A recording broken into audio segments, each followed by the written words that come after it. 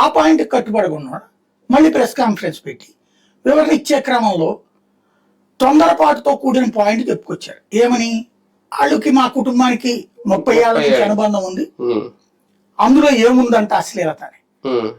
ఈయన కాస్త ఆవేశపడకుండా ముందు ఆలోచించుంటే ఈ పాయింట్ ముద్దరు ఉంటే ఇష్యూ ఉండేది కాదు. రెండోది, అసలు ఆ మహిళనే తీసుకొచ్చి మా అక్కో మా చెల్లో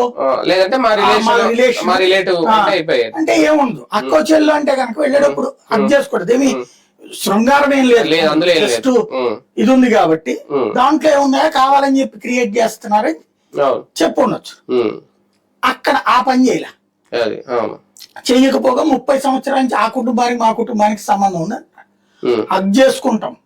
ఇది ధనవంతుల ఇళ్లలో ఈ కాలం. అయితే అది ఎప్పుడు భార్య భర్త అందరూ కలిసి వెళ్ళిపోతున్నప్పుడు వస్తున్నప్పుడు, అంతేగాని వంటగదిలో టీ పెడుతున్నప్పుడు హక్ చేసుకోవడము, లేకపోతే టిఫిన్ చేస్తున్నప్పుడు హక్ చేసుకోవడము అది ఇదవదు కదా ప్రాక్టికల్ గా.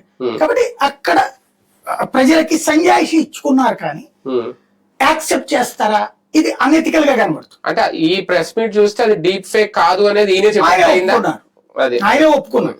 అయితే మళ్ళీ అట్లాగే ఎక్కడ అనుకుంటారు అని మరి ఎవరో ఎలక్ట్ చేసినట్టున్నారు, కొంత ఎడిట్ చేసి డీప్ ఫేక్ సృష్టించారు. అవును, అంటే మేబీ ఆయన ఉద్దేశం ఆ కౌగిలింతో లేకపోతే అదో